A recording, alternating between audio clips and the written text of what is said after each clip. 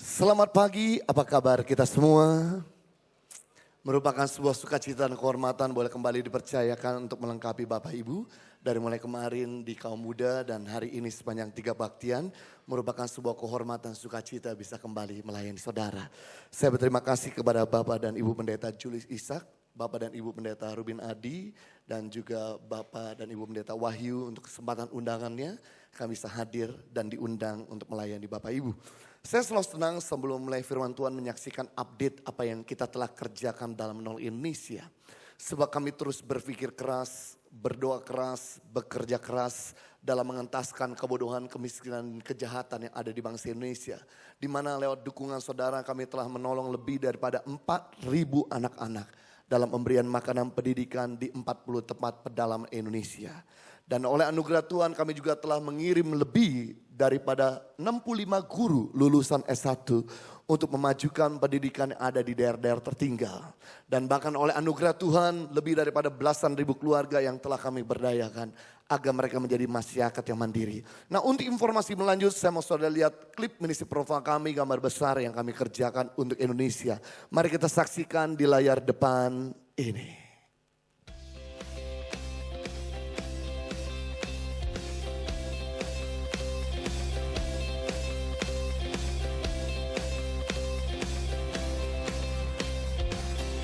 Tangan Pengharapan lahir dari mimpi anak bangsa yang rindu untuk menolong rakyat Indonesia keluar dari kemiskinan.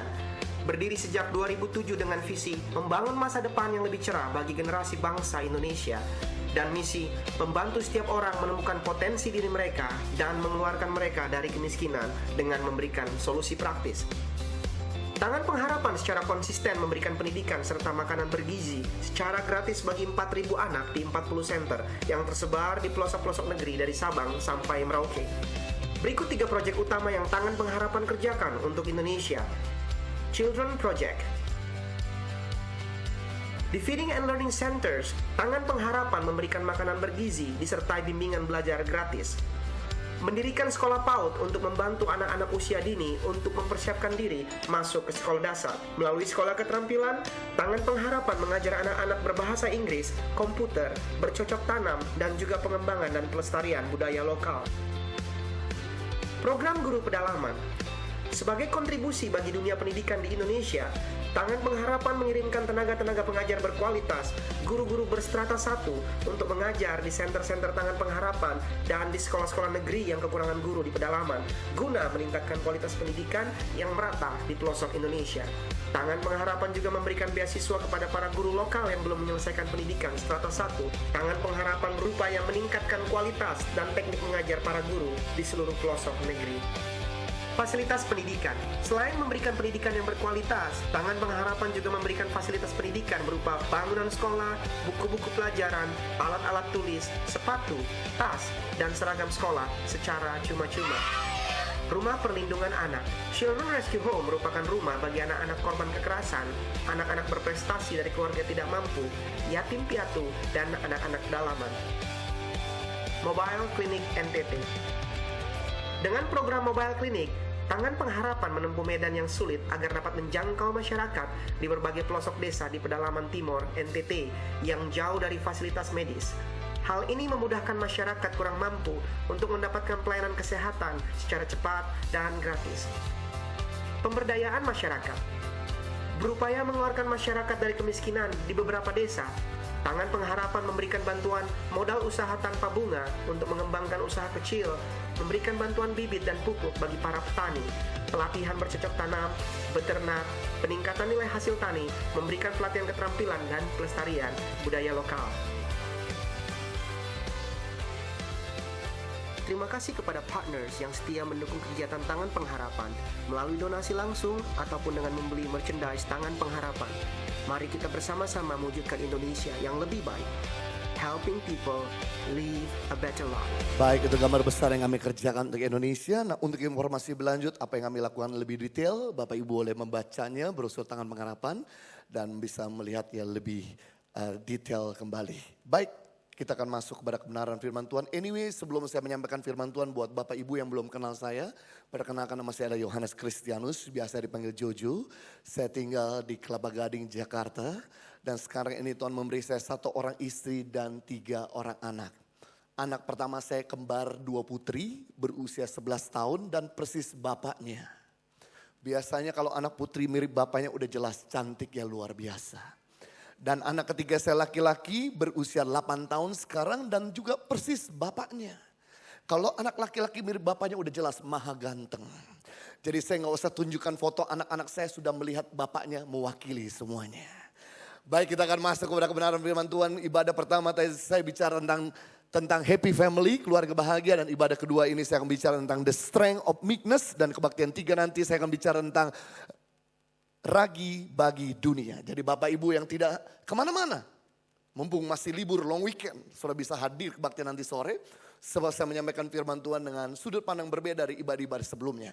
Baik, strength of meekness, kekuatan dari kelemah lembutan, kuasa dari kelemah lembutan. Persoalan terbanyak dan terbesar yang terjadi dalam kehidupan kita sehari-hari disebabkan karena ketiadaan kelemah lembutan. Sekali lagi saya ulangi, persoalan terbanyak dan terbesar yang terjadi dalam relationship kita sehari-hari disebabkan karena ketiadaan kelemah lembutan. Hubungan suami dengan istri bisa bercerai gara-gara mulut yang gak lemah lembut. Minta maaf, hubungan adik dengan kakak tidak ngomong puluhan tahun disebabkan karena perbuatan yang tidak lemah lembut.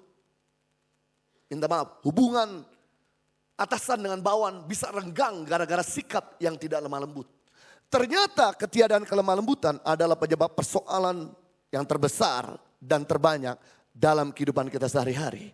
Dan kelemah lembutan bukan bicara tentang orang yang lemah, tapi kelemah lembutan bicara tentang orang yang kuat. Sekali lagi, kelemah lembutan bukan bicara orang yang lemah gemulai dan tidak berdaya, tapi kelemah lembutan bicara tentang orang yang paling kuat karena dia sanggup memikul situasi genting agar tetap berjalan dalam keadaan kondusif. Kita akan belajar seorang paling lemah lembut di dunia ini bernama Yesus Kristus. Mari kita lihat dalam Matius pasal 26 ayat 52 sampai 54. Matius 26 ayat 52. Maka kata Yesus kepadanya yaitu Petrus, masukkan pedang itu kembali ke dalam sarungnya. Sebab barang siapa menggunakan pedang akan binasa oleh pedang. Atau kau sangka bahwa aku tidak dapat berseru kepada Bapakku supaya segera mengirim lebih dari 12 pasukan malaikat membantu aku. Jika begitu, bagaimanakah akan digenapi yang tertulis dalam kitab suci yang mengatakan bahwa harus terjadi demikian. Firman Tuhan yang baru saja saya bacakan kepada Bapak Ibu merupakan cerita pada waktu Yesus semalam-malaman berdoa di Taman Getsemani. Sementara Yesus lagi serius berdoa, tiba-tiba Yesus ditangkap sama 3 kelompok besar. Imam-imam agama, ahli Farisi dan tentara Romawi. Dan mereka semua mengkerucutkan tudingan dan maki-maki kepada Yesus. Melihat kejadian demikian, seorang murid Yesus yang berapi-api bernama Petrus tidak bisa terima bahwa gurunya dimaki-maki. Segera dia ambil pedang dan dia bacok salah satu telinga daripada prajurit Romawi. Melihat kejadian demikian, Yesus bukan memberikan pujian kepada Petrus karena membela gurunya. Yesus bukan memberikan aplaus kepada Petrus karena mendukung gurunya. Melainkan Yesus menegur Petrus dengan keras, Petrus, masukkan kembali pedangmu dalam sarungnya. Barang siapa menggunakan pedang akan binasa oleh pedang. Atau kau sangka bahwa aku tidak bisa berseru kepada Bapa untuk memanggil lebih dari 12 pasukan malaikat membantu aku. Kata 12 pasukan malaikat di sini bukan 12 personil. Kalau kita baca dalam bahasa Inggris atau dalam bahasa aslinya, kata pasukan di sini artinya legion. Jadi Yesus sanggup memanggil 12 legion. Satu legion di dalamnya terdiri dari 6.000 personil. Kelompok yang paling kecil yaitu grup. Satu grup di dalamnya terdiri 10 personil. Kelompok yang lebih besar yaitu kompi. Satu kompi di dalamnya terdiri dari 100 personil. Kelompok yang lebih besar lagi disebut dengan batalion. Satu batalion di dalamnya terdiri dari 1.000 personil. Yesus tidak memakai kata kompi. Yesus tidak memakai kata batalion, tapi Yesus memakai kata legion. Jadi Yesus sanggup memanggil malaikat 6.000 kali 12, sekitar 72.000 malaikat membantu Yesus. Jadi kita bisa lihat Yesus ditangkap bukan karena gak bisa melawan. Yesus ditangkap karena dia lemah lembut. Yesus ditangkap bukan karena gak bisa memberontak. Yesus ditangkap karena dia menyerahkan dirinya. Sama seperti film Man of Steel, di mana Superman ditangkap sama tentara Amerika. Superman bisa ditangkap sama tentara Amerika bukan karena Superman gak bisa melawan. Karena Superman menyerahkan dirinya. Saya percaya film Superman banyak belajar dari film Tuhan Yesus. Ternyata kita bisa melihat orang yang lemah lembut adalah orang memimpin suasana. Sedangkan orang yang tidak lemah lembut adalah orang dipimpin oleh suasana. Sekali lagi, orang yang lemah lembut adalah orang memimpin keadaan. Sedangkan orang yang tidak lemah lembut adalah orang yang dipimpin oleh keadaan. If you want to be a great leader, kalau Anda pengen jadi pemimpin yang besar, kalau Anda pengen jadi pemimpin yang sejati, Anda perlu lemah lembut. Itu sebabnya saya senang kata pria dalam bahasa Inggris artinya adalah gentleman. Gentleman itu punya dua akar kata, gentle and man, pria yang lembut. Rupanya pria diciptakan oleh Tuhan untuk jadi pemimpin atas keluarganya. Pria diciptakan oleh Tuhan untuk jadi pemimpin atas istri dan anak-anaknya. Syarat untuk memimpin dibutuhkan kelemah lembutan. Mari kita lihat keuntungan dari orang yang lemah lembut. Matius 5 ayat yang kelima. Matius 5 ayat 5. Setiap firman yang kita baca, setiap firman yang kita renungkan, dan setiap firman yang kita lakukan, semata-mata bukan untuk keuntungan Tuhan, tapi semata-mata untuk keuntungan kita pribadi. Sekali lagi saya ulangi, firman yang kita baca, firman yang kita renungkan, firman yang kita lakukan semata-mata bukan untuk keuntungan Tuhan. Setelah melakukan firman, sudah tidak lakukan firman, Tuhan tidak pernah rugi sama sekali. Tuhan selalu untung. Yang rugi kalau kita nggak melakukan firman-Nya. Mari kita lihat keuntungan daripada orang yang lemah lembut. Berbahagialah orang yang lemah lembut, karena mereka akan memiliki bumi. Berbahagialah orang yang lemah lembut karena mereka akan memiliki bumi. Rupanya kunci kebahagiaan seseorang bukan ditentukan dari potongan paras. Kunci kebahagiaan seseorang tidak ditentukan dari tebal dompetnya. Kunci kebahagiaan seseorang tidak ditentukan dari popularitas dan kemampuannya. Tapi kunci kebahagiaan seseorang menurut firman Tuhan ditentukan dari kelemah lembutannya. 2 tahun yang lalu ada seorang aktor terkenal di Indonesia bernama Robin Williams. Siapa yang gak tahu dengan Robin Williams? Seorang aktor yang famous, kaya, jago berakting, cakep. Saking jagonya berakting dia bisa bikin orang yang kaku jadi leluasa. Orang yang diam jadi tertawa. Tapi siapa yang menyangka 2 tahun yang lalu Agustus Robin Williams matinya bunuh diri. Karena dia gak bisa menghandle rasa loneliness, kesepian dalam dirinya. Dia gak bisa menghandle rasa amarlah yang meledak-ledak di dalam dirinya.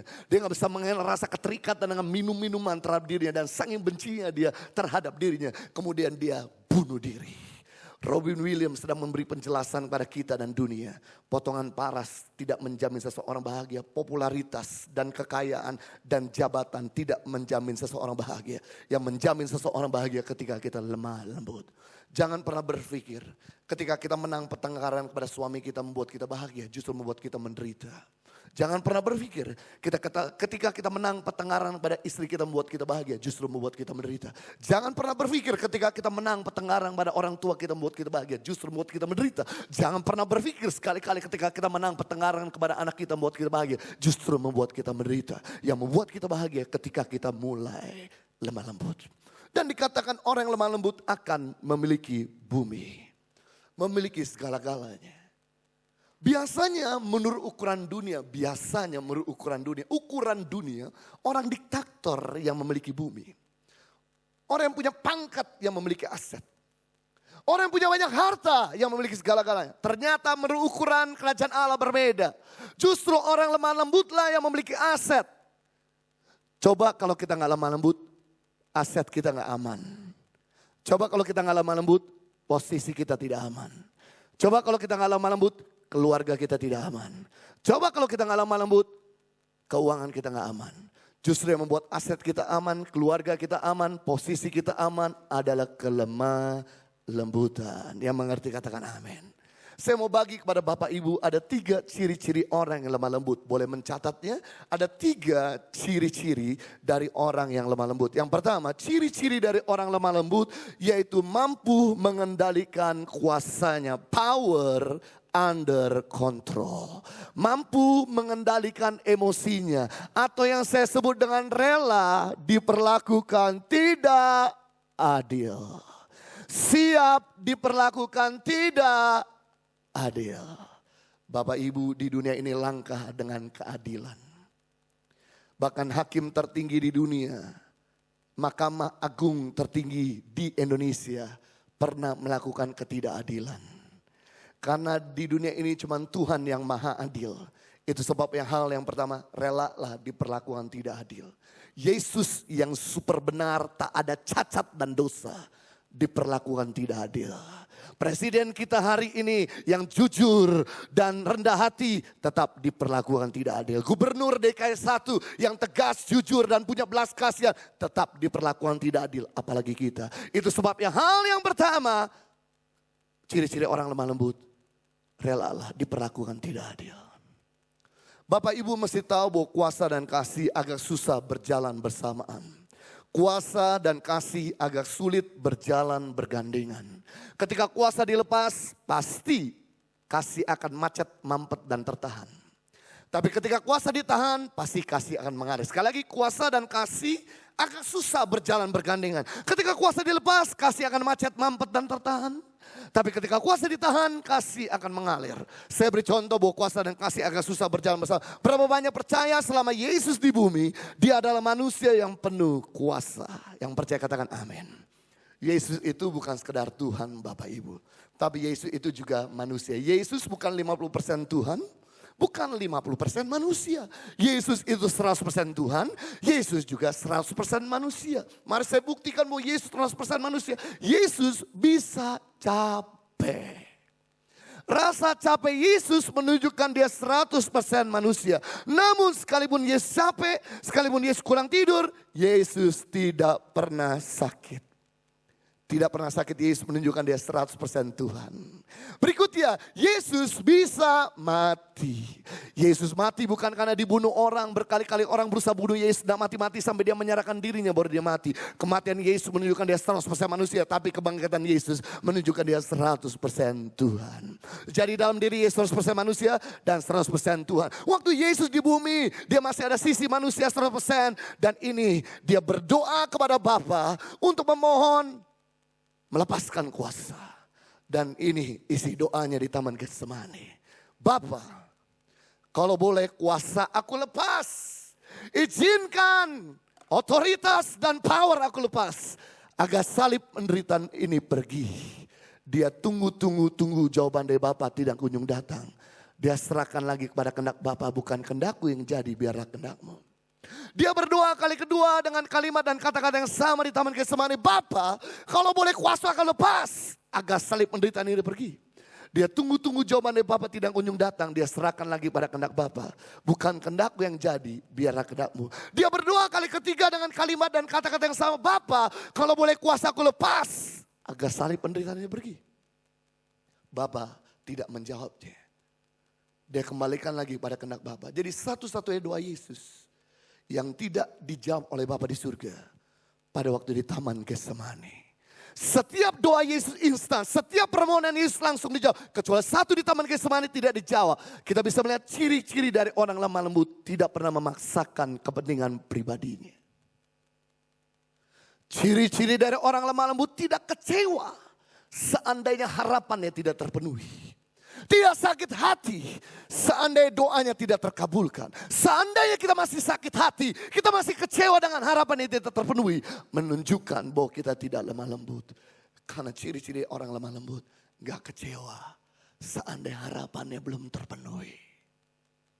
Dan ketika Yesus menyerahkan kepada kehendak Bapa, karena kehendak Bapa jauh lebih baik, ternyata ada rencana Bapa yang jauh lebih mulia tersedia di depan Yesus. Saya beritahu kepada saudara semua, ciri-ciri dari orang lemah lembut selalu mendapatkan yang terbaik dalam hidupnya.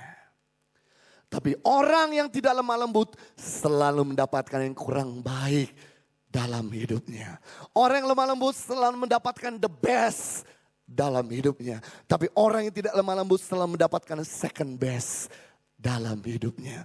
Berapa banyak di antara kita ingin mendapatkan yang terbaik, the best. Bisa angkat tangan, 3, 2, 1. Tolong tunjuk kiri kanan, katakan jangan maksa. Mau terbaik tapi maksa, nggak cocok Bapak Ibu, nggak kompatibel. Bagaimana mungkin program iOS mau dimasukkan dalam program Android, nggak cocok. Yesus tahu kehendak Bapa untuk dia tahan otoritas, kuasa dan kemampuannya.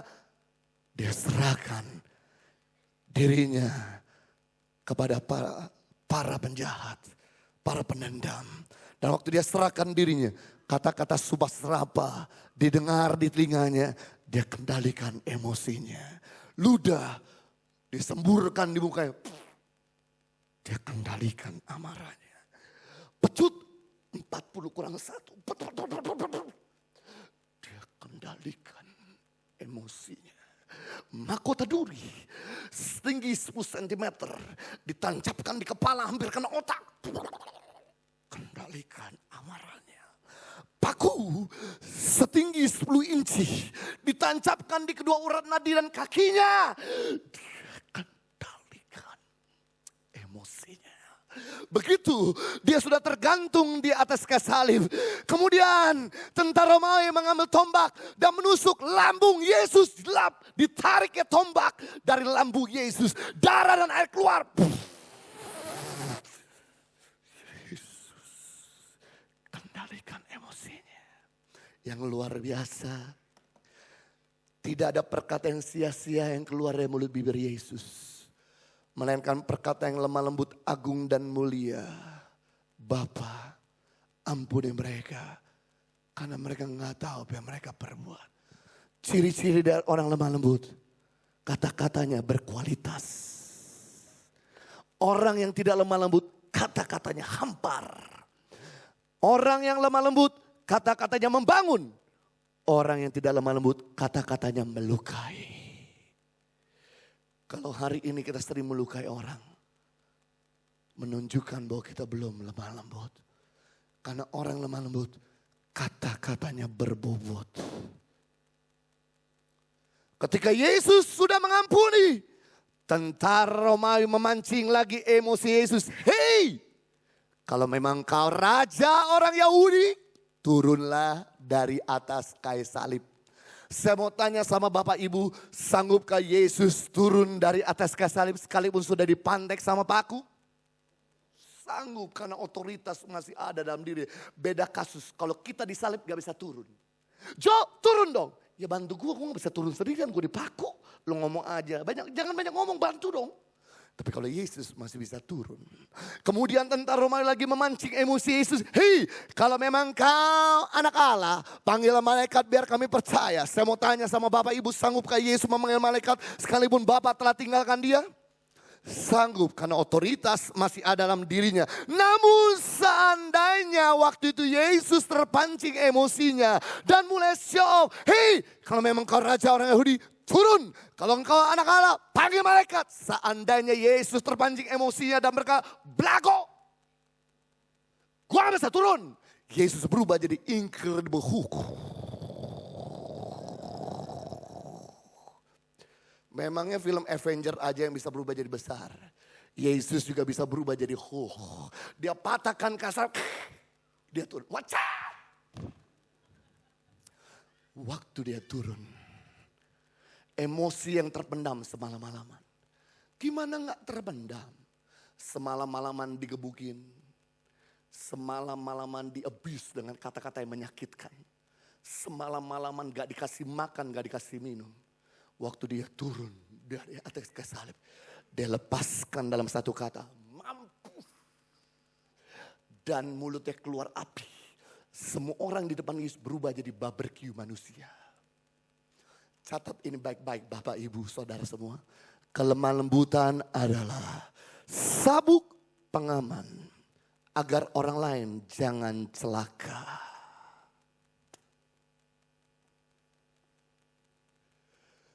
Kelemah lembutan adalah sabuk pengaman.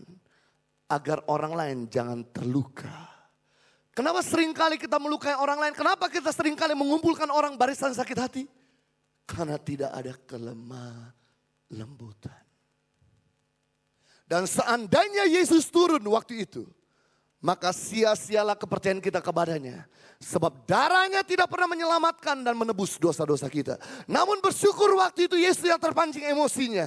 Dan lewat darahnya dia menyucikan dosa kita dan menyelamatkan hidup kita. Napoleon Bonaparte pernah berkata, aku menaklukkan dunia dengan pedang dan senjata. Tapi Yesus menaklukkan dunia dengan darahnya. Napoleon Bonaparte ada seorang pangeran yang menaklukkan negara-negara di Eropa. Dia menaklukkan negara-negara di Eropa karena kekerasannya. 17 tahun begitu dia selesai memerintah, lenyap pengaruhnya. Tapi lihat Yesus, dia mempengaruhi dunia ini, menaklukkan dunia ini dengan darahnya. Tapi lihat pengaruhnya masih kekal. Dari 2000 tahun lalu, hari ini sampai selama-lamanya pengaruhnya masih berkuasa. Saya beritahu kepada Bapak Ibu, karisma dan kehebatan cuman membuat orang terpesona sesaat. Tapi kasih dan kelemah lembutan mengubahkan kehidupan orang selama-lamanya. Sekali lagi saya ulangi, karisma dan kehebatan cuman membuat orang terpesona sesaat. Waktu Yesus 1 minggu sebelum Paskah, dia dipuji-puji oleh banyak orang.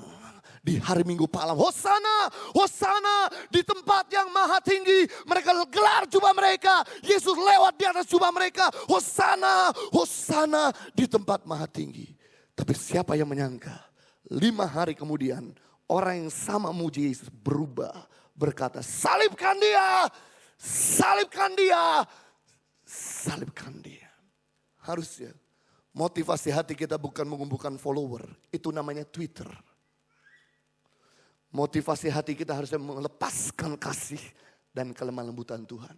Dan semua orang yang kejam, semua orang yang tidak punya belas kasihan, pasti pengaruhnya segera lenyap. Tapi orang yang punya belas kasihan dan lemah lembut, pengaruhnya kekal. Lihat yang namanya Saddam Hussein, langsung lenyap. Lihat yang namanya Gaddafi, memerintah dengan kekerasan di negara Libya 42 tahun. Kemudian rakyatnya bangkit menyerang dan bahkan menghajar dan bikin mati itu rajanya sendiri. Lihat Hitler, orang yang begitu kejam dan tidak ada belas kasihan, langsung matinya dibunuh sendiri. Lihat presiden kita kedua, cuman lihat aja gak ada salahnya, cuman lihat kok. Tapi orang-orang lemah lembut, pengaruhnya kekal. Lihat Madam Teresa, sampai hari ini kalimatnya masih direnungkan orang, di-quote orang, hidupnya ditiru orang. Lihat Mahatma Gandhi, sampai hari ini foto-foto dipajang dalam rumah-rumah keluarga India. Lihat Nelson Mandela, walaupun orang gak ada, tapi pengaruhnya masih berkuasa. Lihat presiden kita kedua, cuman lihat, tidak ada salahnya, cuman lihat. Ingat Bapak Ibu, usia kita ini terbatas. Namun seandainya pengajaran kita mau kekal, hidup kita mau ditiru sama anak cucu kita, jangan tunjukkan karisma dan kehebatanmu. Tunjukkan kasih dan kelemah lembutan. Mereka gak akan pernah lupa. Sampai ke generasi demi generasi demi generasi demi generasi. Yang percaya beri tepuk tangan yang meriah buat Raja kita. Yang kedua, ciri-ciri dari orang lemah lembut yaitu stay humble. Tetap menjaga rendah hati. Orang yang lemah lembut dia gak high profile, dia low profile. Hatinya gak songong, tapi dia rendah hati. Stay humble, tetap rendah hati. Rendah hati bukan sekedar ada di bawah, tapi waktu dia di atas dipromosikan tetap rendah hati. Rendah hati bukan sekedar waktu dia miskin gak punya apa-apa, tapi waktu dia kaya, dia punya segala-galanya, dia tetap rendah hati. Lihat Yesus, dari 2000 tahun yang lalu, hari ini sampai selama-lamanya, dia senang melayani kita. Itu sebab Yesus berkata, mari datang kepadaku semua letih lesu, aku akan berikan kelegaan. Hobi Yesus itu memberikan kelegaan. Hobi Yesus itu melayani kita. Hobi Yesus itu menyehatkan kita. Hobi Yesus itu memberkati kita. Hobi Yesus itu memulihkan kita. Keren banget, dia selalu senang untuk melayani kita 24 jam 7 hari. Dokter modal apa yang bisa melayani 24 jam 7 hari? Kita perlu bayar berapa, itu mahalnya luar biasa. Satpam model apa yang bisa menjaga kita 24 jam 7 hari, saudaraku? Hebatnya luar biasa. Dia selalu memperhatikan dan melayani kita setiap waktu. Saya beritahu sama saudara, orang lemah lembut, Orang yang rendah hati pasti awet. Orang yang sombong tidak ada yang awet. Orang rendah hati terima banyak. Orang sombong tidak terima apa-apa. Sekali lagi saya perhatikan bahwa orang yang rendah hati pasti awet. Dan orang sombong tidak ada yang awet. Lucifer menaikkan diri 5 level ke atas. Dalam kitab Yesaya, Lucifer jadi dosa pertama di planet ini adalah dosa kesombongan, yaitu dosanya Lucifer. Lucifer berkata, yang pertama, aku ingin menyamai yang maha tinggi. 2, aku ingin berkuasa. 3, aku ingin disembah. 4, aku ingin memiliki segala-galanya. 5, aku, kata Bapak, cukup aku terus. Langsung direndahkan. Dari malaikat paling tinggi hingga malaikat paling rendah. Dari malaikat terang hingga malaikat gelap. Saya beritahu sama Bapak Ibu. Jangan pernah sekali-kali kita busung dada. Suatu kali saudara akan busung lapar. Raja Nebukadnezar busung dada. Baru saja menaklukkan bangsa Israel. Raja ini berkata, tidak ada raja yang lebih hebat di dunia ini.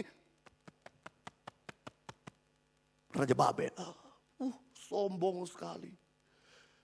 Lupa di atas langit ada langit. Langsung direndahkan sama Tuhan sampai seperti lembu makan rumput itu raja. Setahu saya Bapak Ibu, orang miskin di Indonesia nggak ada yang makan rumput. Berarti orang sombong akan direndahkan lebih rendah dari orang miskin. Minta maaf, martabat orang sombong lebih buruk daripada martabat orang miskin. Minta maaf, value orang miskin jauh lebih bagus daripada value orang sombong. Makanya jangan sombong. Masih ingat cerita film Titanic? Ketika kapal Titanic berdiri, kemudian kapten berkata, ini kapal terbesar di dunia, 3 kali lapangan sepak bola. Dan kapal ini ada kapal anti kecelakaan. Badai topan tidak sanggup menenggelamkan kapal ini. Bahkan yang maha tinggi pun tidak sanggup menenggelamkan kapal ini. Sombong sekali. Pelayaran perdana kapal ini, pelayaran pertama kapal ini. Kapal ini nyenggol gunung es. Nah, membedakan antara nyenggol sama nabrak. Kalau nyenggol itu momentumnya nggak sengaja lembut. Sedangkan nabrak itu sengaja momentumnya keras. Kapal ini bukan nabrak, tapi kapal ini nyenggol. Goyang. Kapten berkata, aman. Apanya aman? Ada lubang di lambung kapal. Dalam waktu 48 jam kapal itu tenggelam. 2.500 orang mati. Kalau nggak percaya nonton film Titanic. Leonardo DiCaprio pun mati di tempat. Ojo sombong. Baru-baru ini. Perdana Menteri Cina show off sama dunia. Perdana Menteri Cina berkata, kami penguasa ekonomi dunia. Orang berkata, bravo. Masih belum puas show off. Kami memiliki gedung tertinggi nomor 2 di dunia. Ke depan menyusul menjadi nomor 1 di dunia. Orang berkata, bravo. Mulai lagi busung dada. Kami memiliki jembatan terpanjang di dunia. Orang berkata, bravo. Kelasnya tuh dunia banget. Kita belum kelas RT aja udah bangganya minta ampun. Ini kelas dunia. Dan kemudian Perdana Menteri China berkata, kami memiliki kereta tercepat di seluruh dunia. Dengan kecepatan 390 km per jam. Kereta ini lembut dan anti kecelakaan. Karena punya alat sensor bisa mendetek. Ada batu jatuh 100 km di depan akan memperlambat percepatan kereta ini. Bayangkan batu jatuh di Bandung dari Tasikmalaya sudah kecil. Memperlambat percepatan kereta ini. Keren sekali, penciumannya tajam. Kecepatan 390. Bapak Presiden kita mau bikin kereta cepat dari Jakarta Surabaya dengan kecepatan 150. 5 jam Jakarta Surabaya. Ini 390. Dan teman saya pernah ikut kereta ini perdana. Dia taruh gelas air penuh di atas meja tersebut. Gelas tersebut tidak tumpah air. Kemudian dia taruh bolpen di atas gelas tersebut. Dalam kecepatan 390 km per jam. Bolpen terjatuh. Dan kemudian sampai tujuan orang berkata bravo.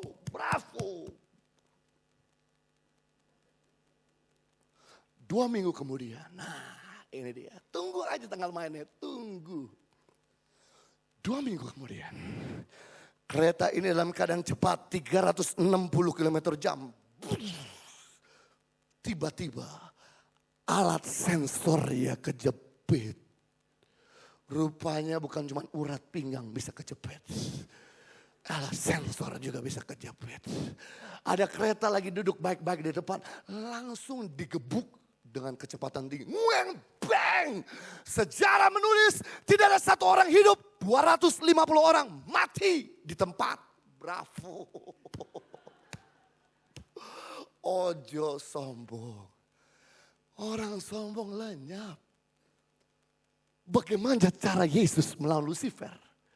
Cara Yesus melawan Lucifer bukan dengan physical war, tapi opposite spirit. Roh yang berlawanan.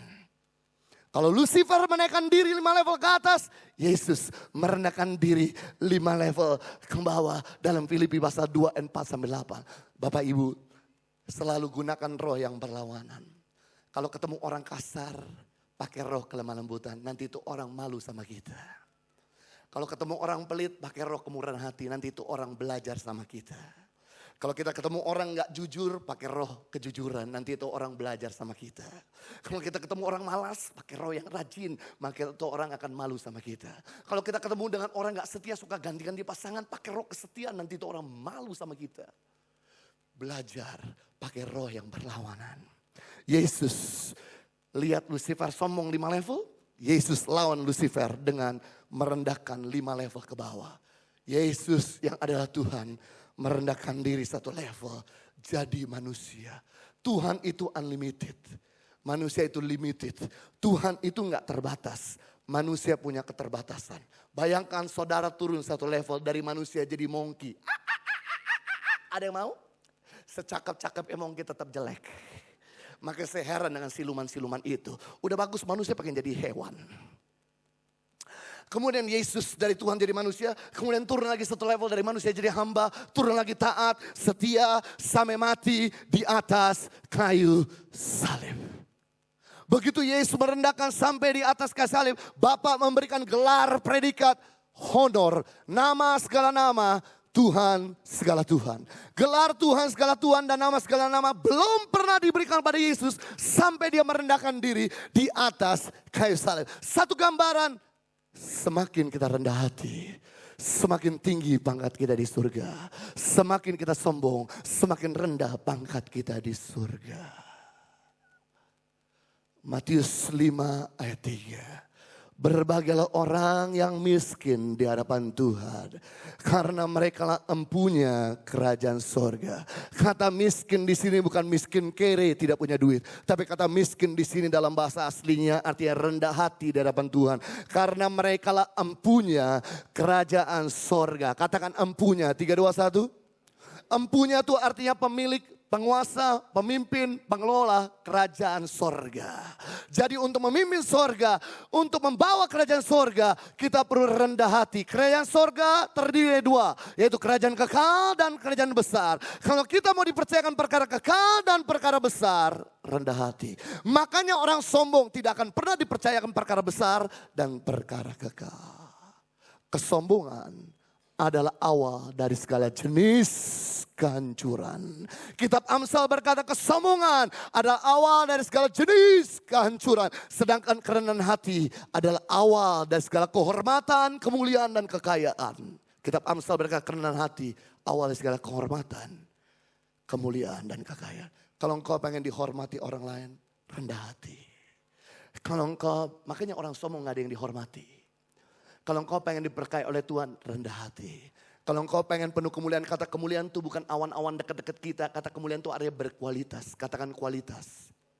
Pikiranmu berkualitas, mulutmu berkualitas, hubunganmu berkualitas, kerjaanmu berkualitas, pelayanan bisnismu berkualitas, rendah hati. Makanya orang sombong gak ada yang berkualitas. Mulut yang gak berkualitas, pikiran yang gak berkualitas, hubungan yang gak berkualitas, keluarga yang gak berkualitas, kerjaan yang gak berkualitas. Berarti catat ini baik-baik. Kerendahan hati adalah sabuk pengaman agar diri kita jangan celaka. Tadi kelemah lembutan sabuk pengaman agar orang lain jangan terluka. Sedangkan kerendahan hati sabuk pengaman agar diri kita jangan terluka. Jadi kalau bisnis kita hancur, keluarga kita hancur, keuangan kita hancur, kesehatan kita hancur. Tolong jangan cepat-cepat kami hitamkan orang lain, introspeksi. Karena awal dari segala jenis kehancuran adalah kesombongan. Itu sebab kerendahan hati menolong. Agar keluarga kita jangan hancur, bisnis kita jangan hancur, hidup kita jangan hancur. Yang ketiga terakhir, kemudian saya selesai. Ciri-ciri dari orang yang lemah lembut yaitu be a hand of love. Menjadi tangan kasih bagi yang lain. Orang yang lemah lembut itu hatinya nggak dingin ketika lihat orang dalam keadaan susah. Orang yang lemah lembut hatinya nggak kaku ketika lihat musuhnya tergelincir, dia segera bantu. Tangan kasih artinya tangan Tuhan. 1 Yohanes 4 ayat 8, God is love, love is God. Allah itu kasih, kasih itu Allah. Jadi tangan kasih artinya tangan Tuhan. Perhatikan, tangan Tuhan tidak pernah memberatkan kita. Itu sebabnya Tuhan berkata dalam Matius 11 ayat 29, mari datang kepadaku semua yang letih lesu dan berbeban berat, aku akan memberikan kelegaan. Kehadiran Tuhan dalam hidup kita memberikan kelegaan. Kehadiran Tuhan dalam hidup kita menyembuhkan. Kehadiran Tuhan dalam hidup kita memberkati. Harusnya kita sudah di jamah Tuhan keluar dari ruangan ini kita memberkati, memulihkan yang lain. Cerita terakhir. Ayat pertama yang saya bacakan pada saudara. Di mana ketika Yesus dimaki-maki. Petrus, diam kamu. Kurang ngajar, ganggu guru gua. Kemudian Petrus mulai ambil di tasnya. Alkitab, osal keluarin, dia geletakin. Yang kedua, deng, deng, deng, deng, deng, deng, deng, pedang. Leher atau kuping, kurang ajar kamu maki-maki guru saya. Langsung tidak ada suara, Petrus baca, wacap. Tinggal lapas. Waktu itu, Yesus punya dua pilihan. Pilihan pertama, Yesus tidak lemah lembut.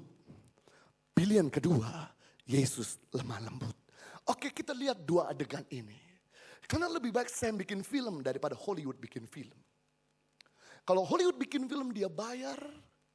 Dan kalau menyesatkan dia tidak meluruskannya. Tapi kalau saya bikin film, saya menyesatkan dan saya akan meluruskan dan gratis pula. Apalagi di kota Tasikmalaya tidak ada bioskop. Jadi lebih bagus saya bikin film. Ada? Oh ada. Puji. Saya cuma bertanya aja, cuma bertanya. Terima kasih untuk meluruskan pertanyaan saya. Anyway, kira-kira jalan ceritanya kalau Yesus tidak lemah lembut. Kira-kira demikian jalan ceritanya. Ketika Petrus bacok, what's up? Yesus dengan gaya cool ya, dia lipat tangan. Dan mulai tertawa. Baru sama muridku, telinga lepas. Belum suhunya turun tangan. Kepala pada gelinding semua. Kemudian Yesus dengan gaya cool ya. Yesus itu cool banget. Dia ambil kuping orang itu sedang lepas. Saudara pernah ambil kuping orang yang sedang copot? Lucu sekali kuping. Yesus bertanya, ini kuping? Kata prajurit, ampun. Kemudian Yesus mengangkat kuping orang itu tinggi-tinggi. Dan Yesus berdoa, kuping berubah jadi keripik kuping. Memangnya orang Sunda aja yang bisa bikin keripik singkong. Atau orang Jawa yang bisa bikin keripik pisang. Yesus juga bisa bikin keripik kuping. Dan Yesus makan kuping orang. Baru telinga lu gue makan, belum badan lu gue makan. Saya percaya yang maki-maki Yesus langsung tutup mulut. Jebret, mundur pelan-pelan. Karena gak lihat Yesus sebagai Tuhan tapi hantu. Gak lagi lihat Yesus sebagai manusia tapi sebagai Dracula. Dan saya percaya Yesus bersama dengan murid-murid pulang tidak jadi dibantai, disalib, tidak jadi dibunuh. Ceritanya happy ending, jagoannya menang. Namun kalau Yesus pakai cara pertama, benar Yesus selamat, tapi Yesus tidak pernah menyelamatkan kita. Untung waktu itu Yesus tidak pakai cara pertama, Yesus pakai cara kedua, yaitu lemah lembut. Mari saya mundurin kembali cerita Yesus melihat Petrus bacok telinga prajurit Romawi. Kita rewind sebentar. Kembali, mundur, rewind. Kemudian Petrus bacok telinga prajurit. Yesus pakai lemah lembut. Langsung tegur Petrus, dengarkan. Petrus, masukkan pedangmu dalam sarungnya. Sebab kalau gak dimasukin takut telinga di sebelah dicopot lagi. Jadi ganda kerjaan. Masukin. Kemudian Yesus berkata kepada orang yang telinga lepas. Tenang, aku ada untuk menang. Tenang, tenang. Sakit. Kemudian Yesus kasih dia air minum terlebih dahulu. Bapak Ibu mesti tahu, kalau ketemu orang panik, hal yang paling dibutuhkan adalah air minum. Masih ingat cerita tentang anak bungsu yang habis pesta pora warisan ayahnya? Ketika senang, begitu ludes warisannya. Kemudian dia kembali lagi ke rumah bapaknya. Dalam keadaan combang-cambing, miskin, gak punya duit. Kartu kredit kemudian udah pada jebol semua. Kemudian bapaknya begitu lihat anak bungsu itu. Langsung bapaknya lari. Kemudian peluk anak itu. Kemudian gantikan jubah. Kasih sepatu baru. Kasih handphone Galaxy Note 7. Kemudian juga dikasih cincin baru. Dibikinkan pesta. Kasih makan. Kasih.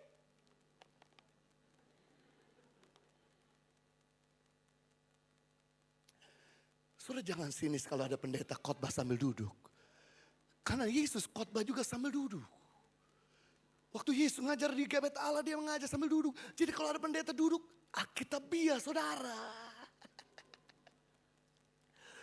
Kemudian Yesus berkata, aku ada untuk menolong. Kemudian Yesus ambil kuping orang itu sedang lepas. Dan Yesus berkata, ini kupingmu. Oke, aku ada untuk menolong. Kemudian Yesus tempelkan telinga orang itu kembali. Telinga melekat.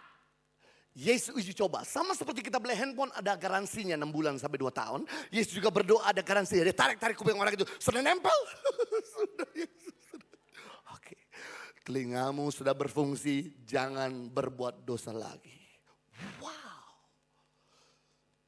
Saya beritahu sama Bapak Ibu. Mengampuni itu bukan cuma sebatas di perkataan.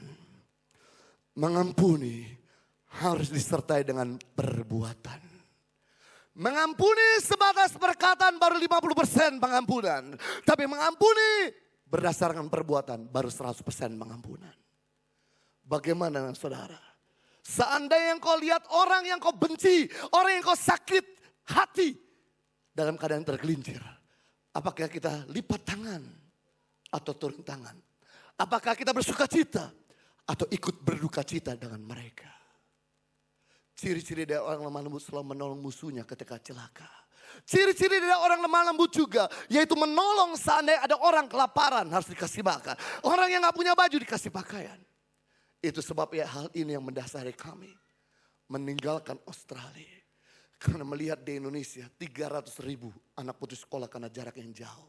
Sementara kita antar anak sekolah 30 menit, 5 menit, 10 menit. Di hari yang sama anak di pedalaman NTT, Papua dan Maluku butuh jalan kaki 2 jam sampai sekolah SD mereka. Anak SMP 3 jam, anak SMA 5 jam. Dan belum mereka makan pagi udah jalan keburu pingsan. Ditambah-tambah sekolah negeri memang gratis. Tapi tetap uang seragam perlu bayar, uang textbook perlu bayar.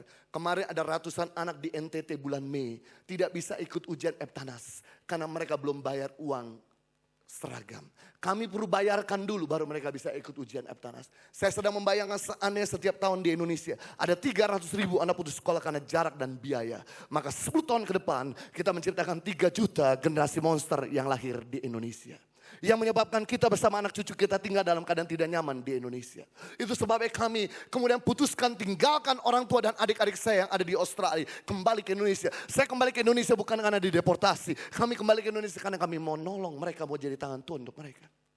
Dan waktu kami putuskan mau kembali ke Indonesia, orang tua saya berkata, you crazy man. Semua warga negara dunia pengen jadi warga negara Australia karena fasilitasnya. Kamu tahu sendiri bahwa di Australia rumah sakit gratis, dokter gratis, sekolah gratis, kuliah gratis. Dan kamu ingat, waktu itu tahun 2006 saya bisnis saudaraku di Australia. Income 1 bulan, 8.000 dolar Australia, 80 juta rupiah. 1 bulan. Kamu kembali ke Indonesia, 10%-nya belum tentu lu dapat di Indonesia. Lu pikir baik-baik. Saya pikir baik-baik.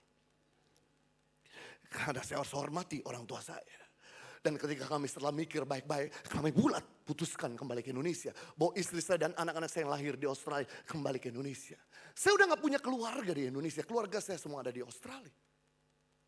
Dan waktu kami kembali ke Indonesia, saya langsung pisahkan 50% income saya. Saya berpesan sama istri, tolong buat mereka gak bisa beli kebutuhan pokoknya, gak bisa makan sama sekali. Istri saya menolong 5 keluarga yang gak bisa beli beras, gak bisa beli minyak goreng, gak bisa beli gula, sekalipun garam gak bisa beli. Kemudian istri saya kebetulan bahasa Inggrisnya bagus. Dia ngajar anak-anak mungkin yang sampai nggak bisa sekolah sama sekali. Kasih belajar bahasa Inggris gratis. Kemudian dikasih makan. Siapa yang menyangka tahun 2006. 5 anak 5 keluarga. Hari ini 2016 setelah 10 tahun. 4.000 anak. Belasan ribu keluarga yang telah ditolong. Seandainya saya berpikir egois tetap tinggal di Australia. Hari ini mungkin sejahtera cuma 3 anak kandung saya. 1 keluarga saya. Tapi tenggat saya mau meninggalkan rasa aman. Jadi tangan Tuhan. Akhirnya hari ini bukan cuma keluarga kami tertolong. Ribuan keluarga telah ditolong. Saya percaya ketika kita mulai jadi tangan Tuhan untuk musuh kita. Ketika kita jadi tangan Tuhan buat orang lain. Bukan sekedar kita diberkati. Tapi Tuhan akan pakai kita memberkati banyak orang. Bukan sekedar kita sukses. Tapi Tuhan pakai mensukseskan banyak orang. Bukan sekedar sejahtera. Tapi Tuhan akan pakai setiap kita untuk mensejahterakan banyak orang. Tuhan memberkati. Mari kita berdoa. Bapa di surga, kami bersyukur untuk kebenaran firman-Mu yang telah menginspirasi dan memberkati kami semua pada siang hari ini. Kami belajar pada siang hari ini bagaimana untuk kami jadi orang yang lemah lembut. Begitu banyak keuntungan orang lemah lembut. Begitu banyak ketidakuntungan kalau kami tidak lemah lembut. Orang terluka. Orang jadi benci. Hidup kami memalukan kerajaan Tuhan. Tapi hari ini kami belajar bagaimana jadi orang yang lemah lembut. Karena orang yang lemah lembut pasti bahagia. Dan dia membahagiakan yang lain. Orang lemah lembut dia memiliki segala-galanya. Yang pertama ciri-ciri orang lemah lembut yaitu mampu mengendalikan emosi. Yang kedua ciri-ciri orang lemah lembut yaitu rendah hati. Yang ketiga ciri-ciri orang lemah lembut selalu jadi tangan Tuhan bagi orang lain. Jadi berkat buat yang lain. Ketika kami lakukan ketiga hal ini. Maka hubungan kami di keluarga dipulihkan. Kami yang sedang ada di ambang perceraian. Tuhan tolong selamatkan rumah tangga kami. Kami yang sakit ketika kami lemah lembut. Belajar dari itu menjadi seperti Tuhan. Yang rendah hati dan lemah lembut, jiwanya tenang, maka ada kesembuhan Tuhan mengalir. Kami yang bisnis dalam keadaan goncang lesu, ketika kami lakukan firman, Engkau akan membela untuk bisnis kami diberkati dengan cara yang terheran-heran. Dan ketika kami lakukan ini, maka kami akan melihat kami berjalan from glory to glory, success to success, victory to victorious. Demi nama Yesus, kita semua yang sudah diberkati dan siap jadi berkat sama-sama kita katakan.